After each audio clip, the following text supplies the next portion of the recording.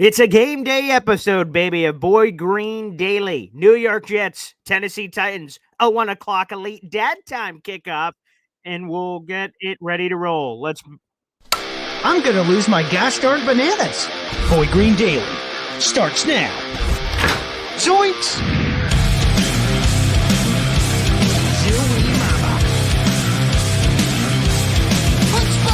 I made it clear that my intention was to play, and my intention was to play for the New York Jets. You're fucking wrong!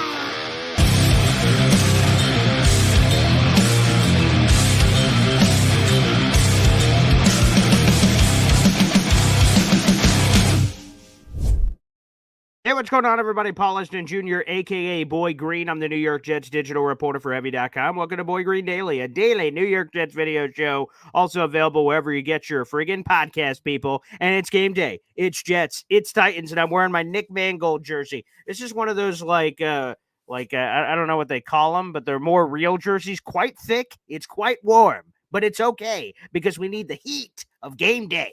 And every game day episode of Boy Green Daily welcomes in my partner from Boy Green Meets Wudi, which is every Tuesday and Thursday at 3 o'clock. Without further ado, let's bring in the man and the guy that also, like the Ohio State, has to put "the" in front of his handle on all social media. The James Wudi joins us here on the show. What's up, Wody?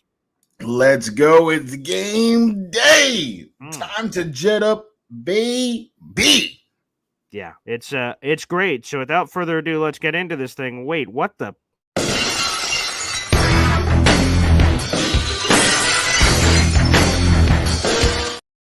What the deuce? Hey now. Whoa, what? I thought Hop on Pop was yesterday. What just happened?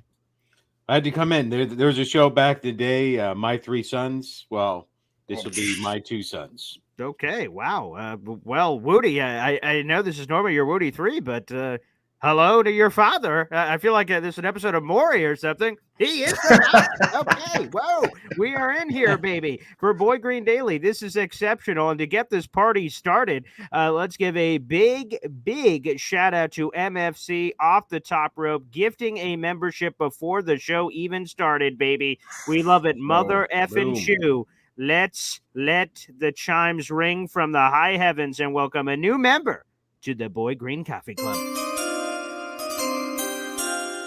Absolutely beautiful. You love to see it. And the memberships continue to flow in. And again, shout out to MFC. It is from MFC to TGB. You are now a member of the Boy Green Coffee Club. Apparently, we just like 3-letter nicknames of sorts, but it works for me the same. And I won't ask you, Woody, to turn on the flip this time. I will flip the switch. We are 48 members away. The next guy on dock is one of the legends, Johnny Boy, who will be getting emoji immortalized in some form or fashion in the future. We're looking forward to it. But for folks who are unaware of the Woody 3 and the game day, chutzpah, Woody, can you give us an introduction to what you attempt to accomplish here with the Woody 3, which, by the way, a much longer version is also in our YouTube description down below in the Jets Hub?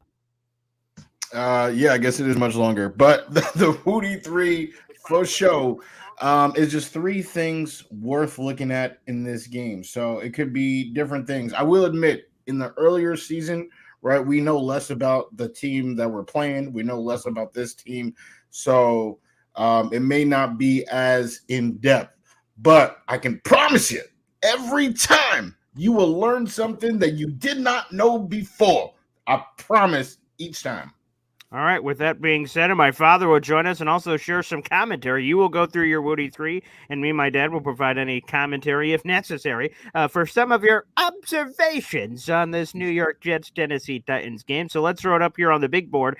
This is Woody's graphic. The 3 things, again, you'll be looking for the Jets Titans game. Again, after the show, or if you'd like, you could follow along as we're going through. The top link in the YouTube description is our Jets Hub. That is a everlasting article that will always be up and updated with the latest commentary, injury reports, and all kinds of other news. Shout out to Heavy on Jets for supporting that. So without further ado, Woody, let's get this thing started. Absolutely. I mean, I think we all know that the Jets' run defense was not great. It was not great last week. Jordan Mason pretty much dominated. He had 150 all-purpose yards. touchdown, 5.3 yards per carry, dominated us. Tony Pollard also had 5 yards per carry, but just didn't have as many carries. Are they about to now give Tony Pollard that amount of carries to, try to beat this Jets defense? Well, I would say that the reason why this number is so high is the 18 missed tackles that the Jets had. That was the league leader. Okay, there was no team in the league that had more than 15, and the Jets had 18. So perhaps if Saleh saw that out there in the field and he said, you know what, we'll just start wrapping up. Maybe it was all offseason. They had Aaron in bubble wrap. They didn't want to hurt Brees. They didn't want to hurt Garrett. They forgot how to tackle. They had no muscle memory of tackling because they were keeping these people healthy, right? And none of them played in the preseason.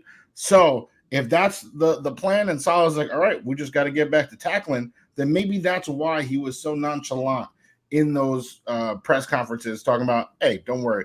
We got this. We'll cover it. 18 missed tackles. That's not happening again. Yeah, the nonchalantness, if that's a word. Nonchalant. I feel like adding the extra. So, anywho, the nonchalantness that was there from Saleh, I think rubbed me and a lot of people the wrong way because, damn, that means you better, in general, you got to fix those issues. But now you really have to fix those. If you're just brushing them aside and saying, and now I'm paraphrasing, he didn't say these things, but I'm the defensive master lord. I analyzed the tape. I saw the issues, and I know I can fix those no problem, which is basically how he came across. Great. He just better make sure that he fixes them. But yeah, some of that fundamental stuff was just strange. Again, avoiding gap responsibility where guys didn't seem to be in their proper lanes. The missed tackles were atrocious. And the Titans and every other team, again, would be crazy not to attempt to run wild on the Jets, and then they'll pivot from there. But they're going to try, and the Jets better make sure they have their business straight here. Right, Pop? That's right.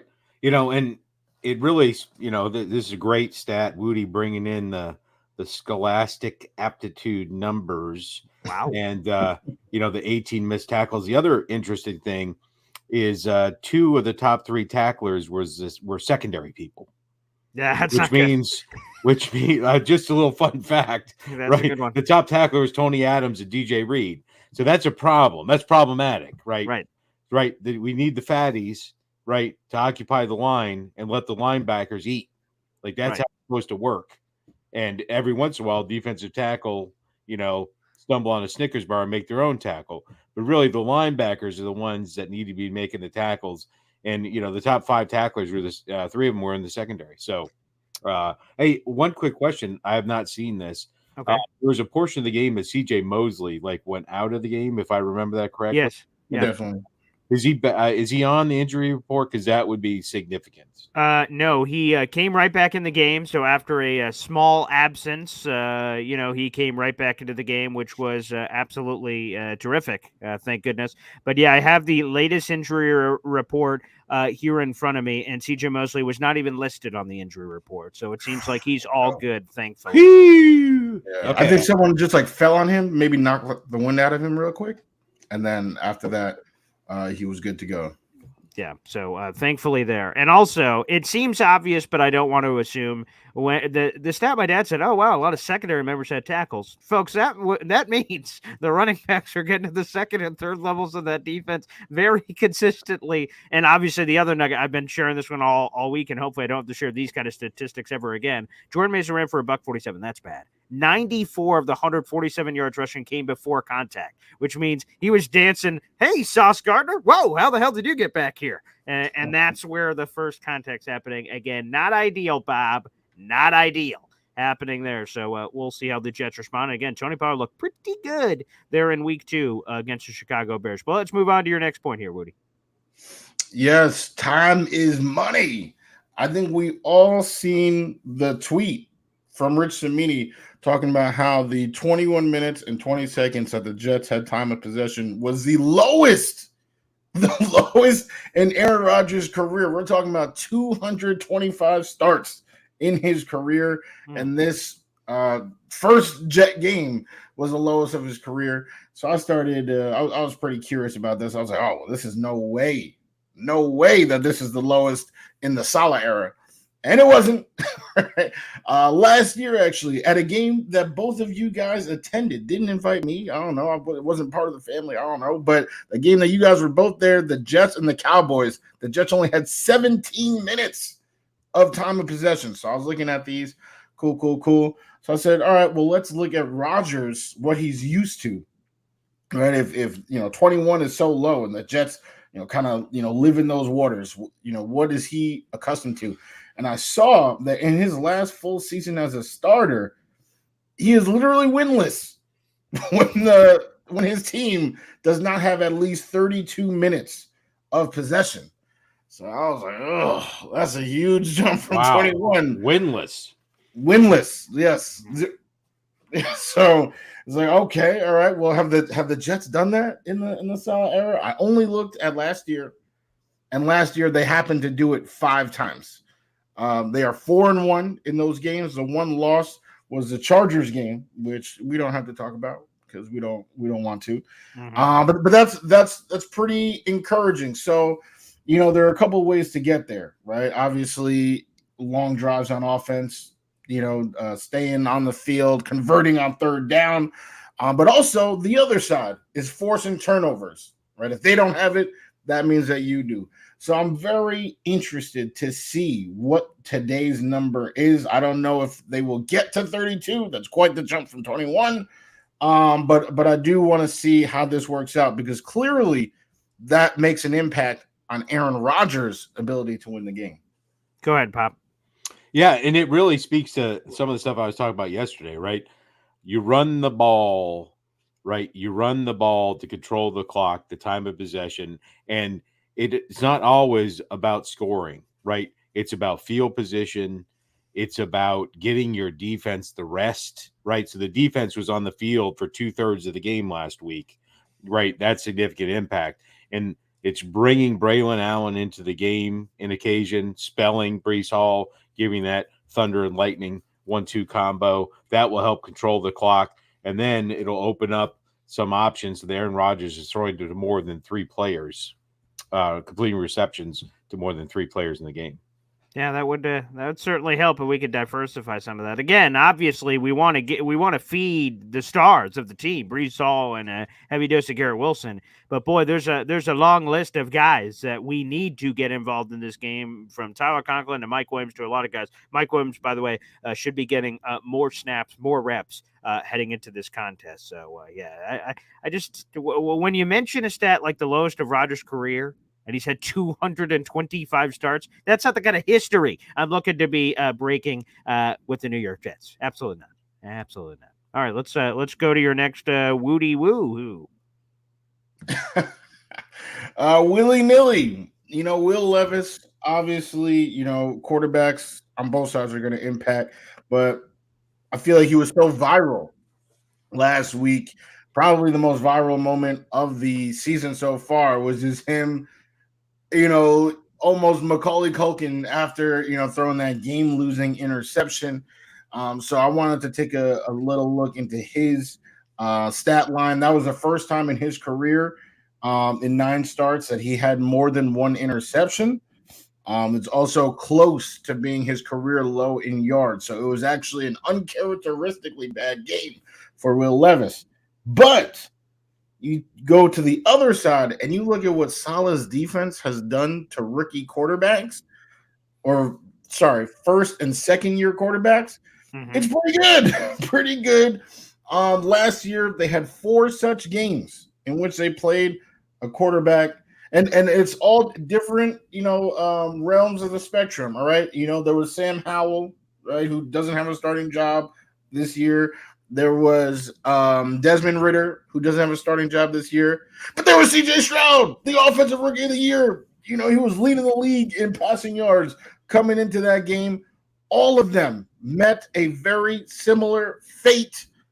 71 yards is the average in those 4 games. 71. Wow. 71 yards. Okay. There's a total of 2 touchdowns that have been scored in those 4 games. And then 4 interceptions.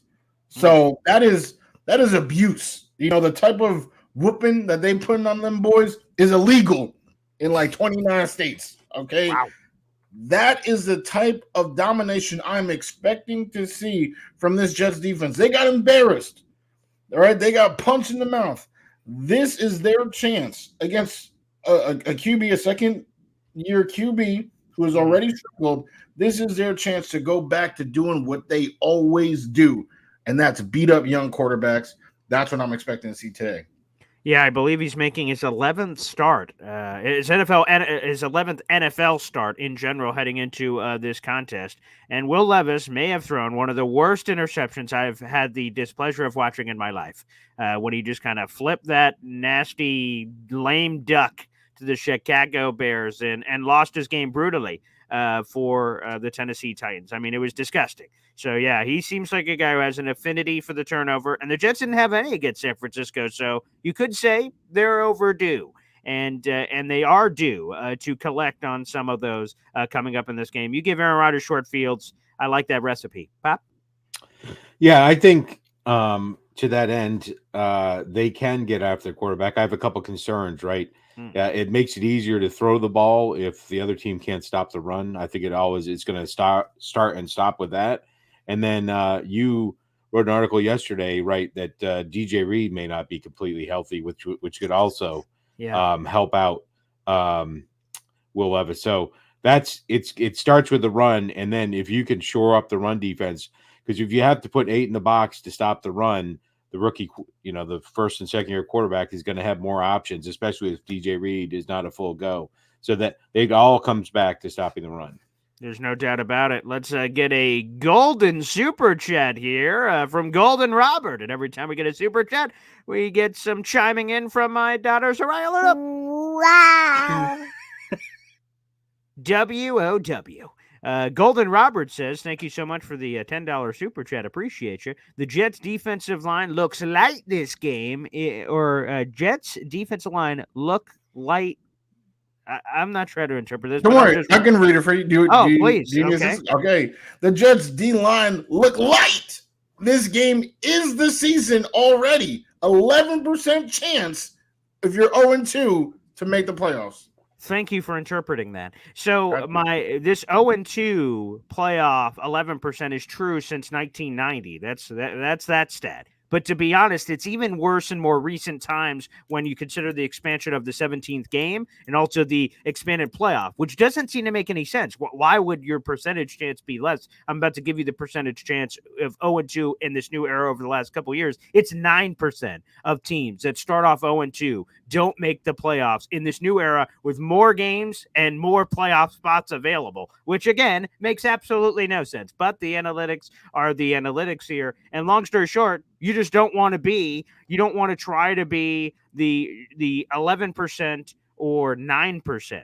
Because, folks, if you invert the stat the other way, we're talking about 89% or 91% do not make it, which, again, you don't want to be trying to make that kind of history. You don't want to be going there with that. So, 100%. They need to dominate this game. They need to win this game. And they've got winnable games. We've talked about it for a long time. My father said the 5-1 start or whatever it will be going into the Buffalo game. You could be 4-1, excuse me, going into the Buffalo game. Everything is set up in that way, Golden Robert. And by the love of everything that's holy, this Tennessee Titans game, while I'm seeing people saying we shouldn't overlook this team, the Jets are just a better team, and they got to flex their muscles and show up. I just think how they come out to me is going to tell me a lot about who this team is and what they're about. If they come out sluggish, if they come out lethargic, it's going to be a big red flag to me like, damn, nothing worked. Whatever the Jets yelled about behind the scenes of how embarrassing week 1 was, apparently it didn't hit home because they're coming out in this way. Pop? Yeah, now it's time, right? You go back, there's an old saying, right? Okay. So the media, some of the coaches, some of the players, some of the people in the Boy Green Coffee Club have written a lot of checks for this year. A lot of checks have been written, right? So you don't write a check with your mouth that your ass can't cash, right? So I'm hoping that all the checks that have been written by the fans, by us, some of the predictions, some of the players have written some checks. It's now time for their ass to be able to cover the checks. The checks are coming in. They're trying to clear the bank. and now it's time to get on the road to 5-1, right? Otherwise, you get your tires rotated, and they forgot to put on the lug nuts, and wheels are going to start to come off if they lose this game. Yeah. Ass or grass, and I only see a turf field, baby. Let's go. That's how it operates. Wudi, any thoughts on this super chat? Yeah, definitely. I mean, it's crazy to say must win in week 2, but it pretty much is. I do respect the Titans. I think they are an underrated team, but to your point, Boy Green, they are not the caliber of the New York Jets. It's plain and simple. They are not the caliber. This is a game that the Jets should win on paper, on Madden. You let the CPUs play. Jets win 10 times out of 10. So they need to do that on the real field. Today they gotta show it. They might still be working out kinks. But again, they are the better team, so they gotta figure out a way to get the dub. Damn straight. Yeah. Go ahead, Pop. Yeah, just real quick, so the reason, it's like everything in life, right? So you are, let's say you're a good carpenter. Eventually they put you in charge of a job site to build a house. Okay. Now, does being a good carpenter help you build a house? Maybe. So Saleh became a head coach because he was an excellent defensive coordinator, right? An excellent carpenter. Well, for the past few years, his birdhouses have fell to shit. So now it's time that hopefully this week, I believe, wrongfully asked him to lean in on the offense. Right now, he's a carpenter helping, bake a cake.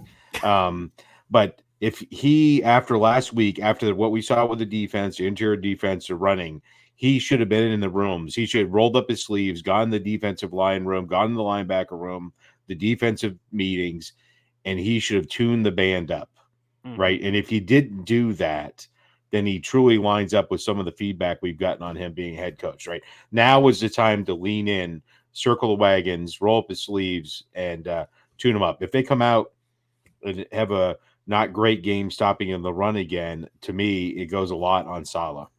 No doubt about it. Now, before we open up the phone lines and do all that jazz, which we will do, we'll be sticking around on the show for that. But we want to get our predictions in. Let's do it at the halftime show here and give them. Pop, you did yours yesterday, but reiterate it for any of our folks that missed the Hop on Pop episode yesterday. You join us at least once a weekend, and sometimes we get a multi-time offender here, which FL Phil 98 has thoroughly enjoyed, baby. And that's great. And by the way, just see real quick, speaking of FL Phil 98, how fast can we get this done for Johnny Boy? Let's see, baby. Again, we are 48 members away from unlocking that emoji. Maybe we can make some history. It is long overdue for Johnny. He's a great fan, a great piece of the show, and I can't wait to meet him on Thursday. So could we get it done before Thursday? It's in God's hands, baby. But let's see. Speaking of in Pop's hands, Jets Titans, what's happening here? Yeah, so I think contrary to my opinion of Robert Saleh, I think he does step up. I think he did go in the defensive rooms. I think the 49ers offensive line is markedly better than the Tennessee Titans. And I think Rodgers gets off the slide. 13 of 21 is what I think he was last week. Completions to 3 different receivers. Yeah, that's okay. But I think it all changes. I think it flips, and I think it gets to 28-10 victory for the Jets on the way to 5-1. Beautiful. That would be juicy. Before we get to you, Woody, Jared B is jumping in on all the membership fun. Play those chats. You're now a member of the Boy Green Coffee Club, baby. Welcome to the show. Excellent. And let's flip the ticker. We're down to 47 members away from good old Johnny Boy. Thank you, Jared B, for getting involved on the membership action. We appreciate you. And the great Kyle Clifton. Absolutely, Jared B. Salute to that man. All right, let's go over to you, Woody. Why don't you share what the hell's happening this Jets Titans? You got a crystal ball somewhere in that pantry of yours. Can you dig in and find one? You're on mute. Yeah, I can definitely see. I'm seeing something. Okay. All right. I'm seeing a bounce back. I'm seeing the New York Jet bounce back. All right. I mean, and it's, I already told you. I told you what was going to happen. I told you what was happening week one. There is no reason to doubt the words that come out of my mouth. The week one, that was their dress rehearsal. Unfortunately, they chose to not do preseason. They chose to do all these things that said, "Oh, you know what? The first time they're ever going to play together is going to be Monday Night Football against one of the best teams in the entire NFL." Okay. Now we're in week two. This team, new coach, sophomore QB, they have a lot that they're going through. There's a lot going on. So they are dealing with something while the Jets are prepping for the Super Bowl. I think that this is going to be a smackdown. I think Aaron Rodgers was embarrassed. He doesn't like the narrative that is being thrown around. People calling him wasp. Oh, he should have retired. They are saying that. He's hearing that. I think we're going to see Aaron Rodgers, and I'm going to say 3 Greg Zuerlein field goals, 3 offensive touchdowns, right? So that is a total of 30-14 to the Tennessee Titans. Wow, that is beautiful. And on this religious Sunday, I'm glad in the Testament, layeth the smacketh down. Yes, one of my favorite parts of that old Bible. And hopefully they're smacking them with the Bible later today, them being the New York Jets and the Tennessee Titans. So with that being said, let me share this prediction I've been holding for some time. And I must join you guys on the bandwagon for the New York Jets. I know it's a short week. I know it's back-to-back road trips. That's incredibly difficult. But come on, man. The New York Jets are, the jersey I was going to wear was Brett Favre, but I feel like with all the other stuff going on with Brett Favre, that might not be the best appeal. But the thought process was Brett Favre was the quarterback when the Jets went into Tennessee and beat the 10-0 Titans, and Brett Favre had the great quote after the game, "I don't know if we're the best team in football, but I know we just beat the best team in football." And then that was one of the great feather in the cap wins for the New York Jets in that awesome first half of the 2008 season. So instead, I went with Nick Mangold, and I believe that the Jets will be able to impose their will and get back to things. The pass protection was really good against the 49ers, but the run blocking left much to be desired. Now this Jets team can really just get after Tennessee, which will be difficult. The middle of that line is nasty. Jeffrey Simmons, and you got Tavondre Sweat. That's a whole lot of man in the middle of that thing. So I'd be probably, if I'm running Breece Hall, I'm running stretch plays. I'm running off-tackle plays. I'm getting away from the world nebulous orbit that's happening there in the middle of that Tennessee defensive line. And no, thank you. I think the Jets win emphatically 34-10 over the Tennessee Titans, and they just flex their muscles, and maybe Aaron Rodgers once again is leaving the game early, but this time not because he's getting his ass kicked, but because he's doing the ass kicking, and we're going to see some Tyrod Taylor action perhaps at the end of this one. Again, they've got talented individual pieces, like our favorite Austrian Jet fan saying, watch out for Harold Landry III, who's talented. Again, there's a lot of individual pieces on this Titans team, but I just don't think they're quite there. First-year head coach and all the like. So I'm feeling pretty good about this one. I think we get an emphatic Jets dub. That's good. Go. Hey, I think you missed a super chat, by the way. Oh, okay. Let me go back up here. Golden Robert dipping the toe back in. And, of course, when we get a super chat here on the program, my daughter. Wow. Oh, yes. WOW. Golden Robert dipping back in the pool. A little discount double check here. We appreciate you, Golden Robert. Did you see Ashton Davis get pulled in play action for big play NY Jets and over the week? A-Rod, I trust. Yes, I'm a massive Ashton Davis fan.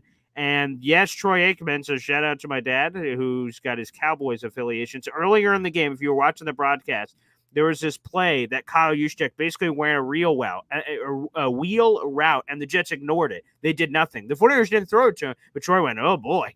If I'm a guy in the 49ers booth and they dumped it off, they did something stupid. But Troy Aikman said in the middle of the broadcast, if I saw that, I'm in the 49ers room jumping around going, whoa, we got to come back to this. They ignored this. And then, of course, they come back to it, and Ashton Davis is backing up going, wait, what? And he's like, he's a former track athlete. So we saw Ashton Davis's back as he's running after Kyle Juszczyk, who tricked him, and they got this like massive like to get an explosive in general against this Jets defense is difficult because that's like in their DNA to not give up those kind of plays. But for it to be a fullback and Ashton Davis, and Ashton Davis got pin slapped by Deebo Samuel on that one-on-one play and he fell to the ground. I'm like, oh no. So I'm a big Ashton Davis fan, but oh boy, there was a lot of ugly. There's no other way to put it. So yes, he got smacked bad in the 49ers game.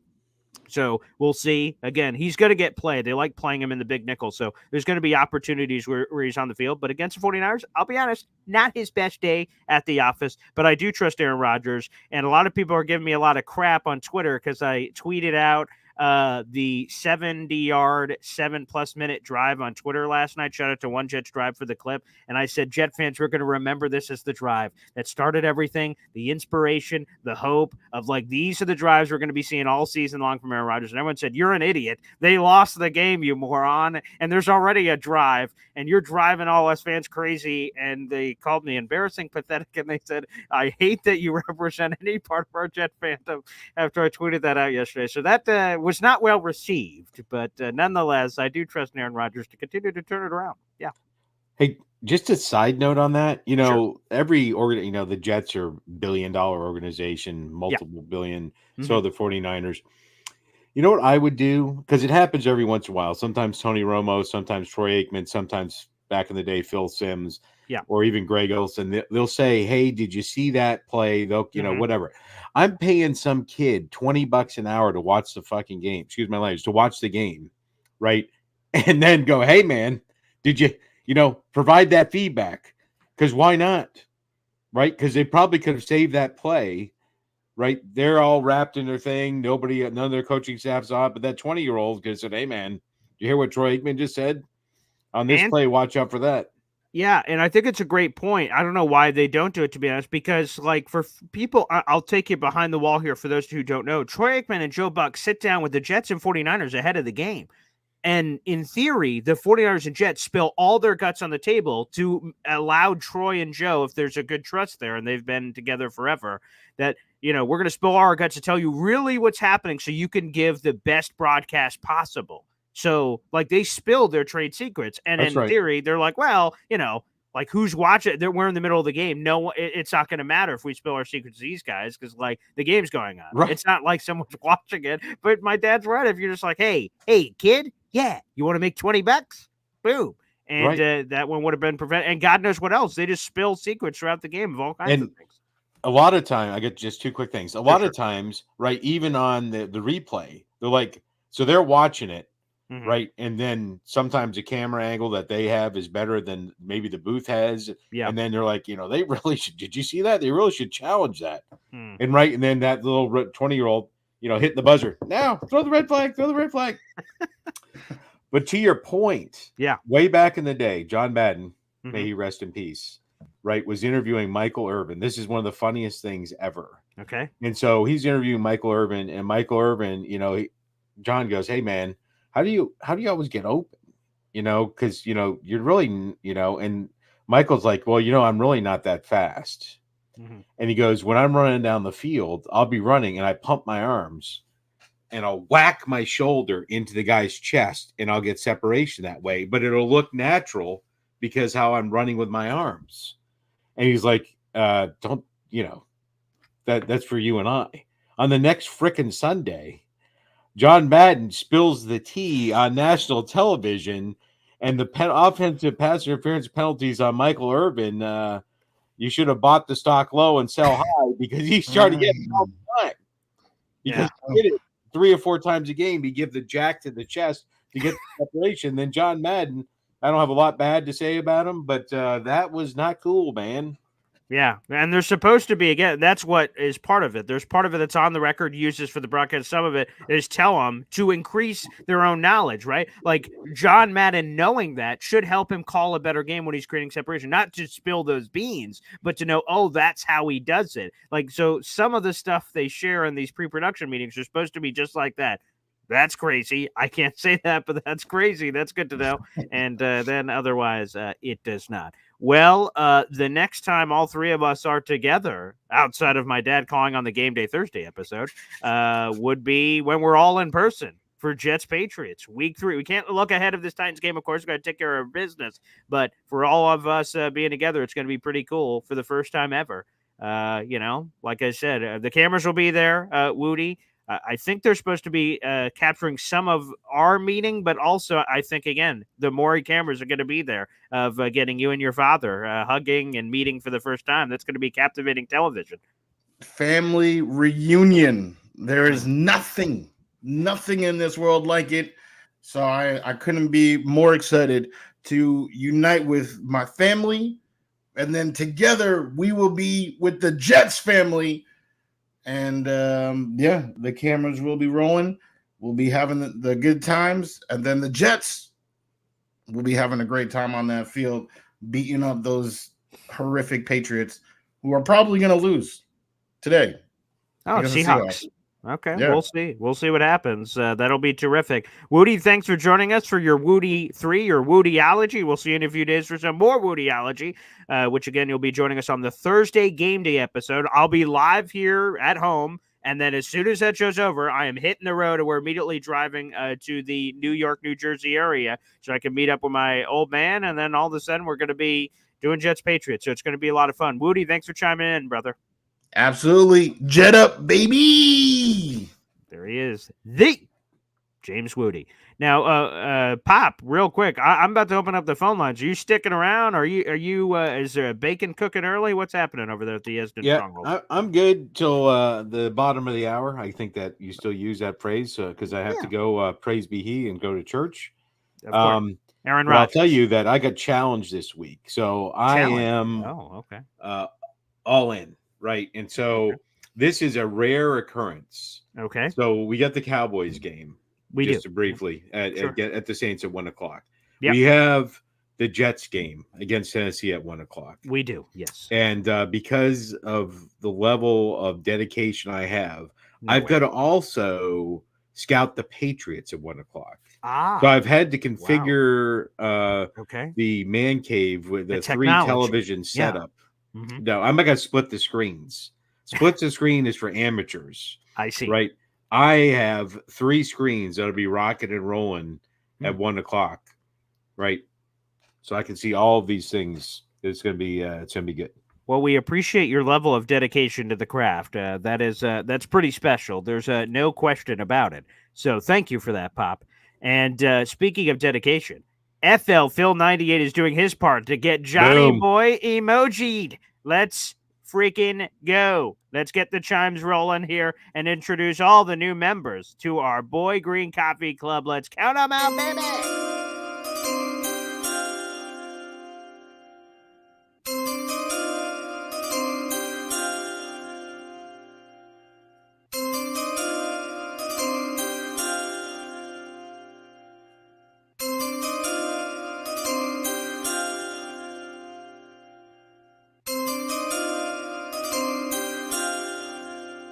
Oh, yes. 5 new members to the Boy Green Coffee Club, baby. And shout out to Philium for sharing his insight and poetry and memberships to the channel. Dan the Jets Fan 21, Shady Lane Homes LLC, Ty Rapp, Michael Chipopolitz, and AC are now 5 new members to the Boy Green Coffee Club, and we can flip the switch because now we're down to just 42 members away from Johnny Boy being graced with the emoji-iation, and that'll be the greatest moment of his life. But with that being said, let's find out if it will be the greatest moment of his life. Johnny Boy joins us now. Good morning, guys. Good morning, Papa Esden. What up, Boy Green? What's poppin', baby? Oh, I just came up here because I wanted to praise you real quick. Okay. And be like, I love the fact that you were saying, the whole stuff with John Madden, knowing the plays. I was screaming it. I was like, why are we telling everybody that 90% of everything we're going to do is give the ball to Breece Hall, and you're telling this to the other team? And then people are like, how did we get out-coached? I don't know, because we've been telling them since the damn offseason that game 1, we're giving it to Breece Hall the entire time.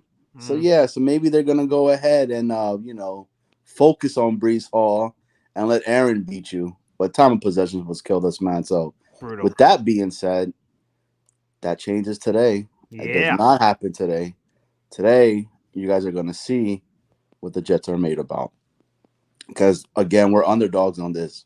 Mm-hmm. Everybody is saying, the Jets, even though everybody's picking the Jets to win on like those on the ESPN panel. Yeah, right, where they had the graphics on the screen of here's what everyone said. Yeah. I don't like that, by the way. Like every time that happens, it's never. They say it's bad juju. That's what I've heard. Anyway, yeah. But looks like the weather's cleared up over there. Yes. The only thing that's going to be bad is the humidity piece of it. Okay. I think this is an Aaron Rodgers game. To be 100% honest with you guys. I think Aaron Rodgers is going to rip it and he's going to let it soar, man. So, I have us winning 21-9. Nice. I have a 21-9. I don't think we let them even score, other than just field goals, right? And I mean, I think we scored 3 tutties, 2 by A-Rod, touchdowns that he throws, and 1 by Brees. That's my take on it today. I think. Oh, beautiful. And then to the coffee club, make this emoji happen. It took me a very long time to be able to bless my wife with all these kids that we have. There was a lot of studying. I don't know. I haven't had my coffee yet. I always it's too early. That's all right. We appreciate it, Johnny. In Jet fashion, I think you pulled up at the right moment. Yeah, from the direction you're headed there. But I cannot wait for Thursday to meet you guys, man. Crazy. Such a good time. How long are you guys staying out here? I'm gonna be there, so I drive in Thursday morning. I think I get there in the afternoon, and then I'm gonna be there through like Friday. We're driving back sometime on Friday, but we're not like driving for me. I can't speak to my father, but me and my family, we're not driving back immediately on Friday morning. We're kind of like hanging out before we drive back. All right, yeah. Are you guys staying close to the stadium area? Yeah. It's like my dad would know better than me, but I think it's like 2 miles from the stadium or something. It's like right there.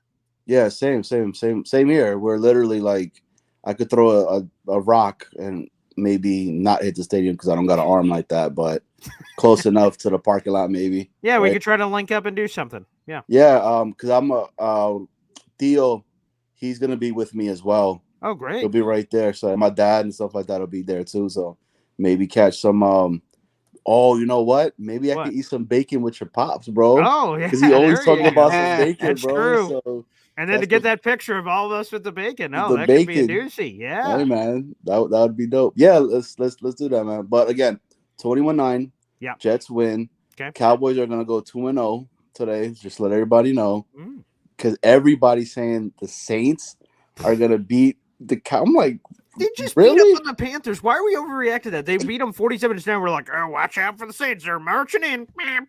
And I think they had to come back to beat the Panthers. Just wrap your mind around that. They were losing to the Panthers.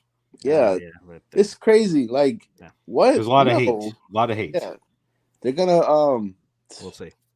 I don't know. It'll be a good game, but I mean, people say Brock Purdy is better than Dak, and I was one of them. So I'm just kidding. It's messing around, man. Well, get them revved up. That's good. So, 21-9, man. Jets win. Cowboys win tonight. Go Jets. Can't wait to see you guys, man. It'll be an awesome time. Appreciate you guys, man. I appreciate you, Johnny. And again, 42 members away for Johnny. By the way, the quick weather report, brought to you by no one. We have no sponsor for this segment, but ESPN actually has they must have some relationship with AccuWeather.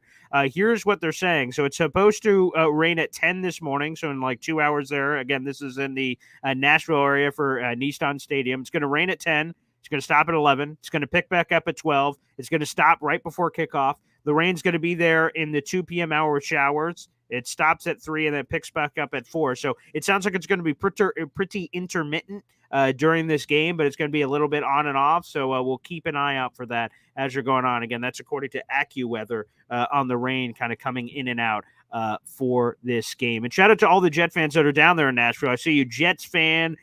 From Indy. Let's go. I'm in Nashville. Let's get it. I know our boy Badshaw. He's down there in Nashville with his wife, so that's awesome. So shout out to all the Jet fans down there. I've been seeing a lot of the videos on Twitter and Instagram of Jet fans taking over Nashville restaurants and making it happen. Jets Pack 615. You're down in Nashville. That's awesome, man. And I see Jets 830 saying, make me a member, darn it. Damn it, excuse me. And Jets 8:30, it's down in the YouTube description. Join the Boy Green Coffee Club. Click the link there, and you can become a member yourself. Punch in your own ticket. There's always a chance you could be gifted a membership. It's for the more active people, it says. That's how they determine it. It's random, but it goes to the people that are more active on the channel, according to YouTube. When I looked that up the other day, I said, how do you guys dole that out? How is that decided? Apparently, that's what YouTube says. All right, let's go to our next caller here. One of my dad's favorites, NY Jets FL, joins us here. Morning, gentlemen. You always have the Chris Collinsworth entry. It's just great. It's just like you're, or, it's nice. Thank you, Paul. I try to, I try to please. Johnny, Johnny's emoji, they should put a Cromartie jersey on him just to honor, he might be on his way to catching him. If not, maybe he knows that he has as many as Cromartie. He always claims that. Yeah, that's what I'm saying. Some cheaper by the dozen, like him and the Cromartie jersey, and all these like little kid heads kind of popping them around him, trying to get in. I think Snowball could go to town with that. A lot of creativity there. Yeah. Or we could do Nick Cannon emoji. Oh, right? Oh boy. Yeah, that pop out of a costume. Whoa, there you go. Real quick. Yeah. Real quick. A note to Salah. Salah, this might, I'm almost at the point where you coaching for your job. Okay. You come out and you come out and you stink it up. You got another game in 4 days. Patriots could be 2-0. I want him to be more aggressive. Okay. You don't have Zach Wilson anymore. Okay. Enough of the nonsense. We got through a game. You have to be, you can't be a Breece Hall, like, conservative play call, conservative game plan. Are we going to wait for Will Levis to make a mistake? I mean, what are we doing here? We have Aaron and Rodgers. Okay. This is the game to open. I say you come out in 3 wides. You be aggressive. You get, like I said, previous calls. Don't want to get too upset now. You get up on them quick. Yeah. And then your defense has a chance to pin their ears back and do what you wanted to do.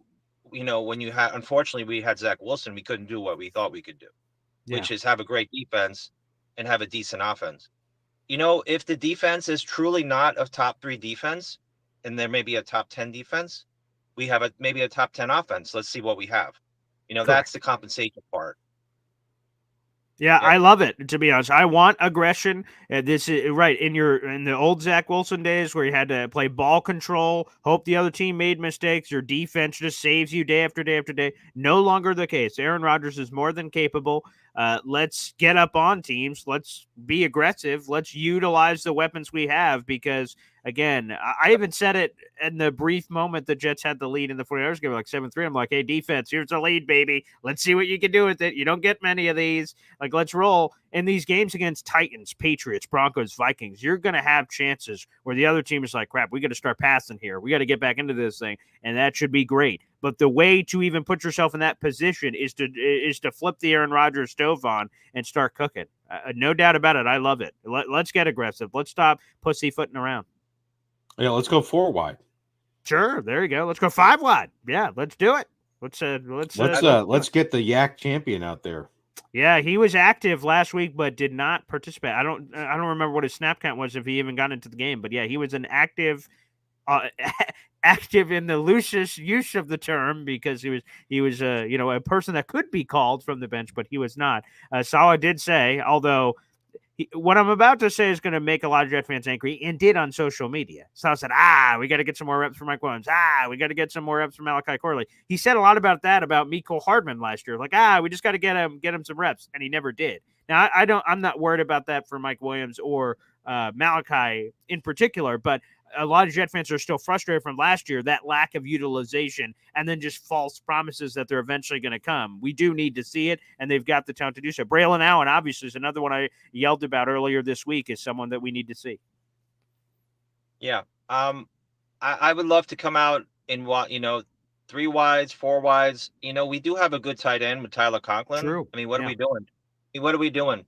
If we do that, that's the way to open up the running lanes, right? Then you can feed Breece. and there'll be huge running lanes to run through instead of saying, "Oh, we're going to feed Brees."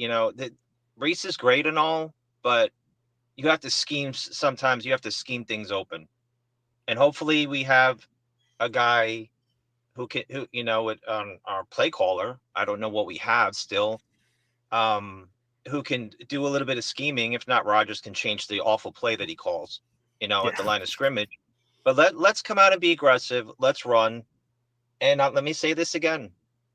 If we sink the bet again, I want to start looking for like a Brian Flores type. We need a guy to get in people's faces. And, Tua cried when Brian Flores gave him tough love. And look what happened, right? So Salah's a player's coach. Maybe this team, if they stink it up today, which I don't think they will, if they do stink it up, maybe the message is not coming through. And this is supposedly a championship team. That's about all I got. I'm positive, but Salah's got to really coach with some cojones. Have a great day. Damn straight. That's a good place to. I would just say in general that I agree with NY Jets FL's point. It's true. Saleh does need to step up here. Now, Saleh explained his strategy, for lack of a better word, that he's not this yeller, that he's not just going to get in people's face, or Jeff Ulbrich for that matter, and rip them apart. He said that he believes it's more effective they realize the problems. He says they don't need another grown man yelling at them, that we just sit them down and say, hey, they just want to know how to fix it. Hey, here's what went wrong. Here are the solutions to those problems. Again, if that works, again, to the point of him just being nonchalant, saying, oh, no, we're going to fix it. We're going to get it straight. If it's not straight, to NY Jets FL's point and others, they're going to be pissed like, dude, you got to cut the act and get real and start, like, your ass is on the line. So you better start yelling. You better start showing some emotion. You better start showing some passion, or else it's going to really fall on deaf ears. So, yeah, I think that's another part of it that kind of goes with it there as well. Yeah, absolutely. The Jets really need is Bill Parcells. Oh, yeah. Whether GM-ship or head coach-ship, either way, a executive of football operations. He's a guy that had a no BS approach. I have his book somewhere on this shelf back here. It's somewhere over my shoulder let me see if I can see it. Is Parcells out here? Not in the immediate front row there, but yeah, the Parcells book is a great book and really just talks about how he's operating. Again, he's a multi-time Super Bowl champion. He knows what he's doing. I know it's a new era that we're in now, but if what Saleh tried doesn't work, then you got to zig. If you're zagging and it's not working, then you got to zig. You got to do something else. Insanity, again, is doing the same thing over and over again, expecting different results. So that's for sure. Why not one of these kind of questions? When a super chat comes in, we hear from, of course, my daughters. Right, Luna? Wow.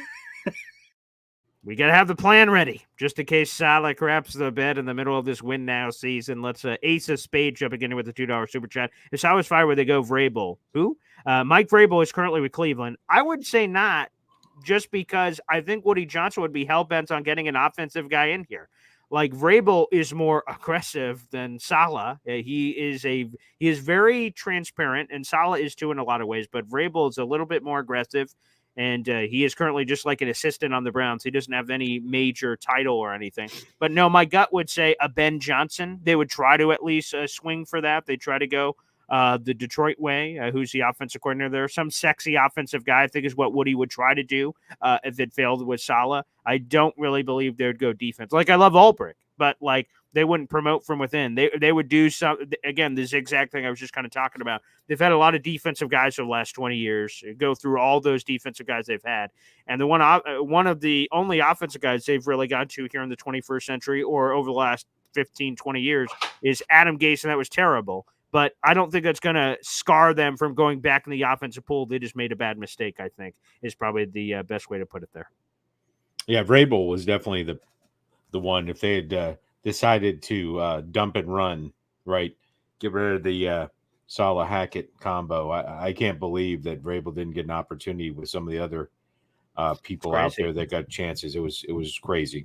So yeah, the thing I heard is, and again, we'll see if this is true or not. Maybe it's the soft society we're in, but people said that the way he operates is his interactions with players, his intensity and things rub people the wrong way, and that's why people described, NFL insiders I heard, as said that, that wasn't a fit with today's NFL. That's why he didn't get a job, because like that wouldn't vibe now. That vibe 20 years ago. It's like, interesting. I don't know. He seems like a pretty damn good coach, but different strokes, different folks. Johnny wants to make a discount double check appearance here. He's got a question to come back. Yeah. There you go. Yeah, very rare.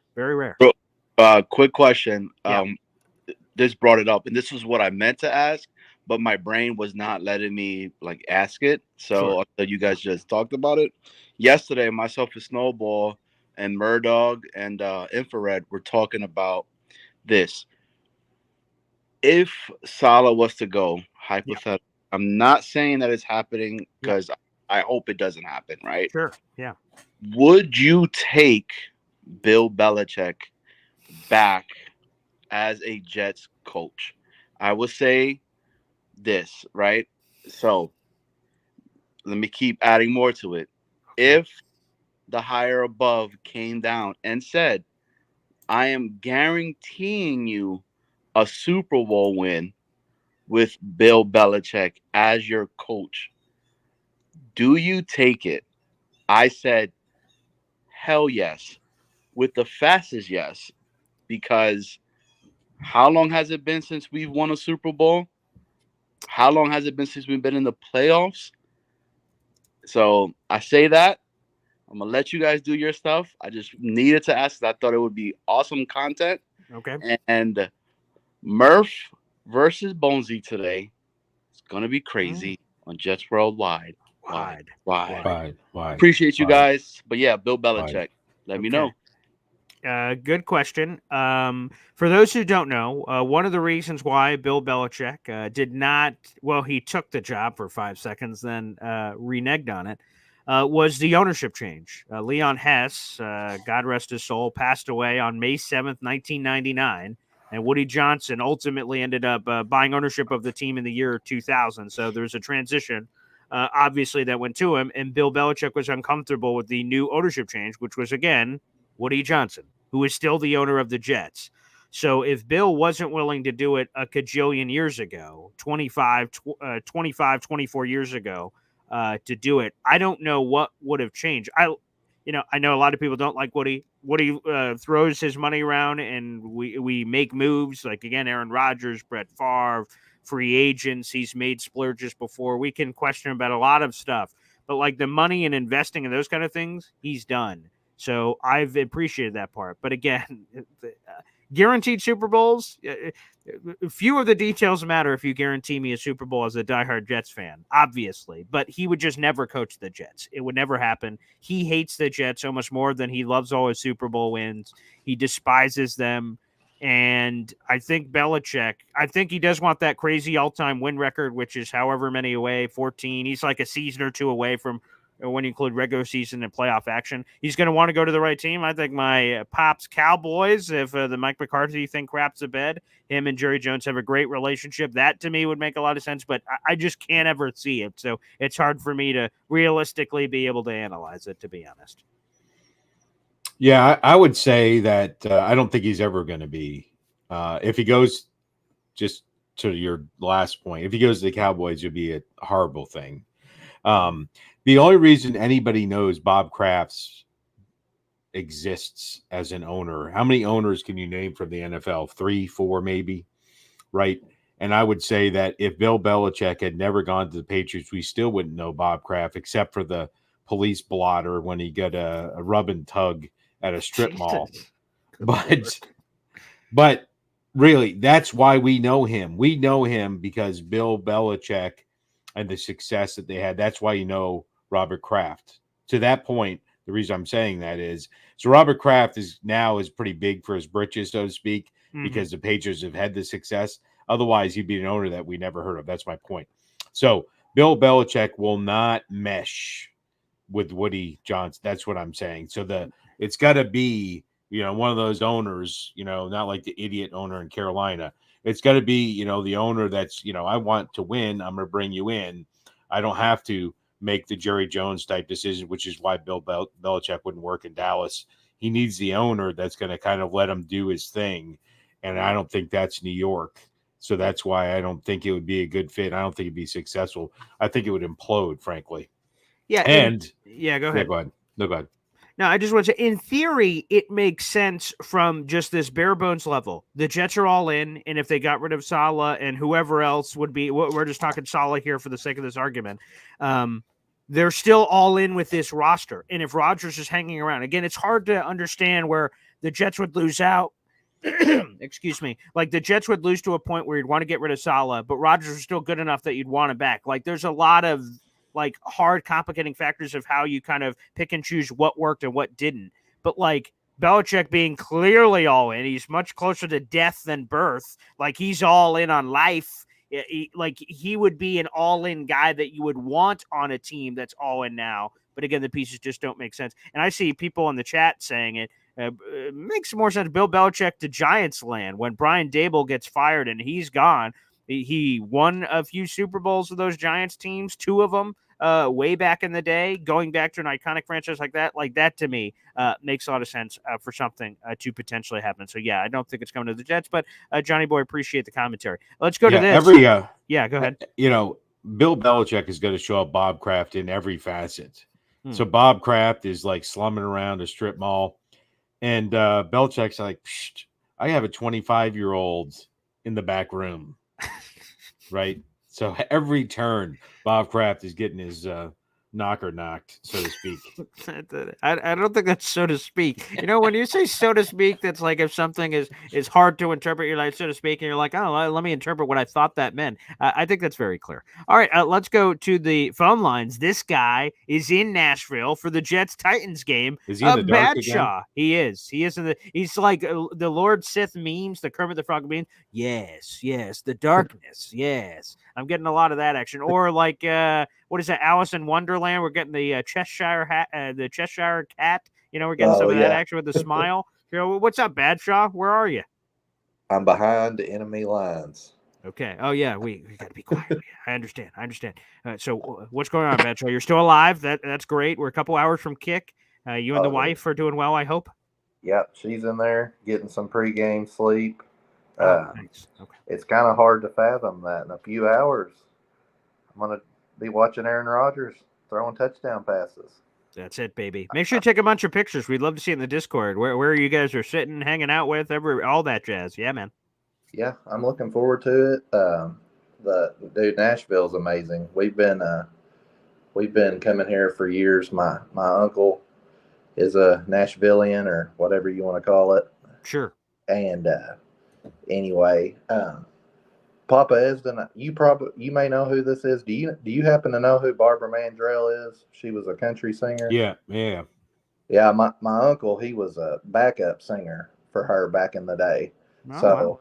they've had ties to Nashville for a long time. So shout out to my mom. She used to take me to any Jets games when they played the Titans, because that's the closest in the area. So shout out to her doing that on her Sundays that she could have been doing something else she wanted to do. So always shout out to her. But that's kind of like how I guess y'all have, I think it's cool with y'all that you have that relationship where you root for your son's team and he kind of roots for your team when they're not playing each other. That's kind of how me and my mom are. That being said, they are playing each other today. And the last time me and my mom went to a Jets and Titans game, Brett Favre went to him. So I'm hoping we'll get a little repeat of that today. But man, I just wanted to call in and tell you I love the show. I love what y'all are doing. And I'll have some pictures later in the Discord. Nice. And everybody needs to join the Discord. Get a membership and join the Discord, guys. Jared B's got it set up really great. And I'll try to streak on the field at some point, but y'all are going to have to get me some like a GoFundMe bell or something. That's true, to get you out of the the water prison under there. That's for sure. Exactly. But that's all I wanted to say, fellas. I hope y'all have a good Sunday, and I'm going to bring us a win at the end of the day. Can't wait. Gift wrap it, baby. Badshaw, thanks, and enjoy the game. That's going to be great. So Badshaw streaking apparently is coming later. Don't include that in the Discord, yes, please. no videos of that are necessary. No, not included. Well, Pop, I could smell the bacon from here, so go enjoy. Thank you for jumping on the show for a surprise episode here. The fans really enjoy you, so it's always a great conversation. Yeah, I appreciate it. 1 year ago today, we were doing this show in Dallas. Yeah, we were week 2, which again, that's a crazy experience I'll never forget. Standing there with you in AT&T, the national anthem, the Jets going overhead, the light show, iconic. It brings emotions to me. Just going back to thinking about it, like, holy crap, we're there in the moment. I tried to take it all in. It's very special, very special. All right, well, we'll see you soon. Safe travels, and yes. Looking forward to it. Thank you, Pop, for joining us. Yes, so my Pop will be there on Thursday. Jets, Patriots. It's going to be terrific, baby, and can't wait. And, Holmes. Yeah, my dad, wearing the do-rag. Yeah, there you go. Very nice. Yeah, the respect. Massive respect. Hey, different strokes, different folks. You appreciate it.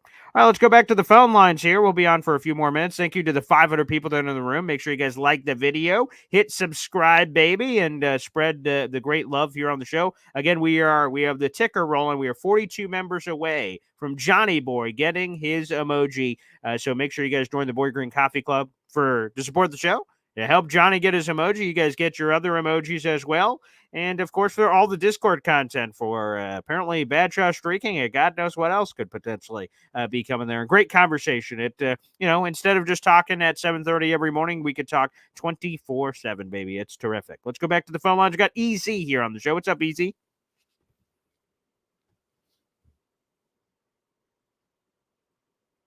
Easy? Good morning. Looking forward to the 1 o'clock game, the one of the few. Yeah. We don't have many of them. Yeah.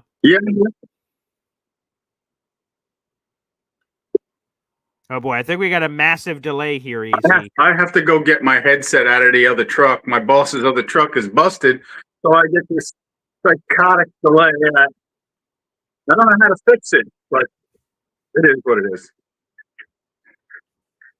Anyway, I want to make a shout out. I'll let it get caught up.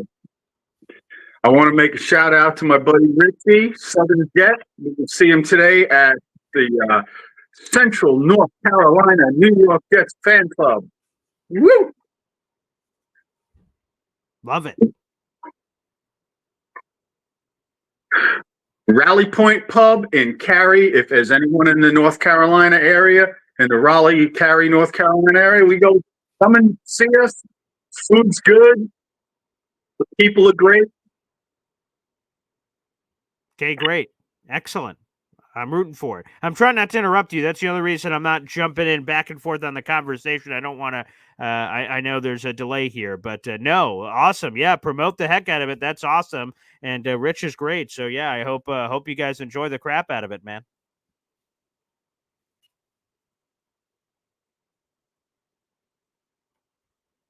Yeah, my nickname for him is Heart Attack Rich, because over the years when shit's gone wrong, he's lost his shit. It's so funny.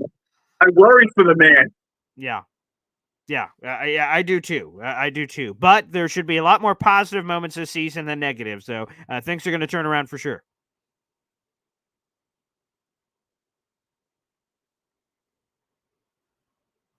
Yeah, we're going to win today. Damn straight. I hope so. Easy. Thanks for the call, man. Appreciate it. Thank you. Yes. Snowball says you got to close YouTube. Maybe that'll help. But either way, I appreciate that. Yeah, I will. Jerby says, Paul, in the future, come up with hand signals. That's what I was trying. Like. I don't know, some sort of a breakdancing technique. I'm not sure. Not exactly sure. Oh, we've got a member shout out. Shout out to MFC, who's been a member for 4 months. And he gets one of these every once in a while. One of these member shout outs. So when we get a member shout out or a super chat, we hear from my daughter. Wow. Raya Luna. And he used that message to just say this. Alan is a curmudgeon. That's all. MFC, I appreciate you utilizing that platform to announce that to the world. I will say this. I will say this. I know that Alan and Jake apparently have beef. I don't really have beef with Alan, to be honest with you. Different strokes. He's more negative or realistic, as he would probably say. Whatever. Different strokes, different folks. I told you guys with the jet drive thing. I tweeted out yesterday, and people are lighting me up saying I'm an idiot. Everyone fans in different ways. I'm a positive guy, optimistic. I see the light at the end of the tunnel on all things, and I like living my life that way. And I'm cool. Alan can continue to swim in these waters, and you guys can all have interactions with him. It's fine with me. Yeah, I don't try to censor you guys or anything outside of, going too far. I think we all know where that line is. But beyond that kind of stuff, we can, like, people that say, Robert Sauer should be fired. I hate him. If someone says that, okay, cool. You can have that take. We can all have different opinions. I don't care. It doesn't matter to me. So yeah, let's all have different conversation. That's great. So Alan, yeah, no more blocking on my YouTube channel outside of something crazy, I guess. You're good with me, man. So let's keep it rolling. That is terrific.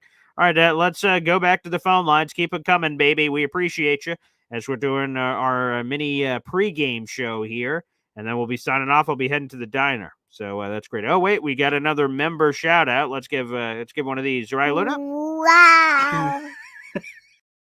Darren says Alan's negative attitude makes his chat fair and fun. Member for 2 months. Again, that works for me. I think it's good conversation, and you guys have good back and forth. So yeah, I agree. More fun, good conversation.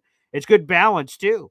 Like if we just all come on here and have a certain perspective, it's great to have differing perspectives in my mind. So yeah, baby. Love it. I love all the Boy Green Coffee Club members we're seeing here in the comment section. Beautiful, baby. Way to support the show. By the way, we're 100 subscribers away from 7,000 subscribers, which is terrific. So shout out to you guys, the fans. We'll be on, by the way, 2 hours after the final whistle. So let's shoot for 6:30. We'll be back here to react to our Jets postgame show. So hopefully you guys can be on for that. It's going to be a lot of fun. All right, let's go back to the phone lines. We got Neil Sr. here on the show, puffing with a beautiful cigar. Got my nice salute to service, baby. The best gear in the land. That's my favorite gear I have, is all my salute to service gear. I love that. America, baby. USA. Missed your dad. I tried getting on. Yeah, that's okay. I didn't see it. Yeah. YouTube and you were having some problems, so I understand. It takes a while to get onto your show. Oh. And shout out to Alan. Yeah. I know he's getting a lot of love. He's getting out there. I know he doesn't come on Jake's show anymore. Yeah, I heard that. Yeah. I don't know what the story is, but we appreciate Alan's negative takes. Yeah. And my granddaughter scratched my nose. Yeah, Jesus, you're bleeding now. Yeah.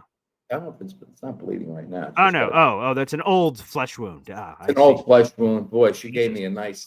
Yeah, it looks like it. Good Lord, that's it's quite a knock. Paws like a baby tiger. Anyway, yeah, I'm super positive about today.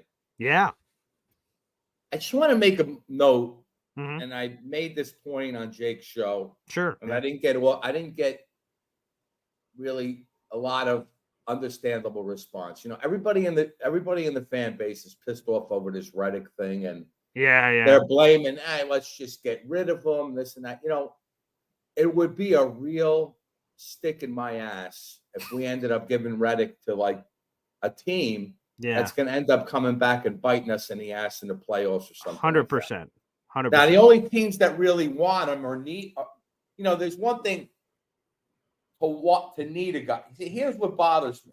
Okay. Not only the Jets really need an edge rusher. Let's face it. They got.